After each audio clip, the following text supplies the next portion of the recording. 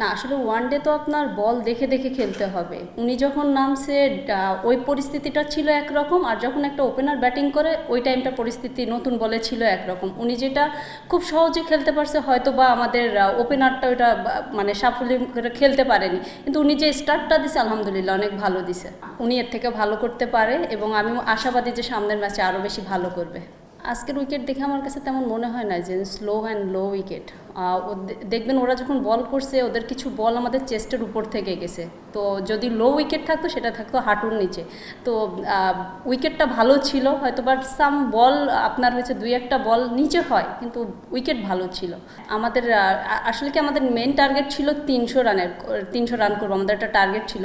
তো সাডেনলি হয় নাই, কিন্তু ইনশাল্লাহ নেক্সটের ম্যাচে আমরা চেষ্টা করব প্লাস করার জন্য। আমি যখন প্রথমে রানটা দেখছি যে রানটা আপনার 200+ হইতেছে, তখন থেকে আমি ভেবে নিছি যে না, আজকে আমাদের বোলারদের খুব ভালো একটা অপরচুনিটি আছে যে ভালো মতো বল করতে পারলে আমরা এটা নিজেরাই ম্যাচটা বের করে নিয়ে আসতে পারবো। তো আমি, নাহিদা, রাবেয়া, ফাইমাপু একসাথে যখন চারজন কথা বলছি, আমাদের কাছে মানে উনরা আর কি সিনিয়র আমাদের কাছে বলছে যে আজকে যত পারি আমরা উইকেটে বল করবো, উইকেটের বাহিরে আমরা কোনো চান্স দিব না।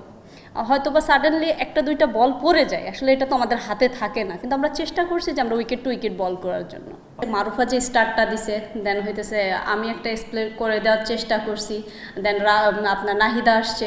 তো সব কিছু মিলায়ে আমার কাছে মনে হয়েছে যে না ঠিক আছে, 4টা স্পিনার একটা পেসার, আর যদি সাডেনলি লাগতো দুই একটা ওইখানে দেখা যাইতেছে আপনার অপশনাল বলার তো আছেই, ওটা ট্রাই করতো।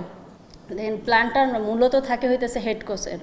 জাস্ট আমাদেরকে বলে দেওয়া হয় আমাদের কি করা উচিত ওই টাইমে, যে একটা আপনার মিডিল অর্ডারে কি করব বা হইতেছে আপনার শুরুর দিকে কি করব, এটা ওনাদের প্ল্যানিং অনুযায়ী যদি করতে পারি, দেখা যেতেছে যে দুই একটা বল তো এদিক ওদিক হয়ে যায়, কিন্তু আমাদের প্ল্যানিং ছিল আমরা উইকেট ছাড়বো না। তো উইকেটে যে আমরা বল করতে পারছি শেষে গেইনার হয়েছি।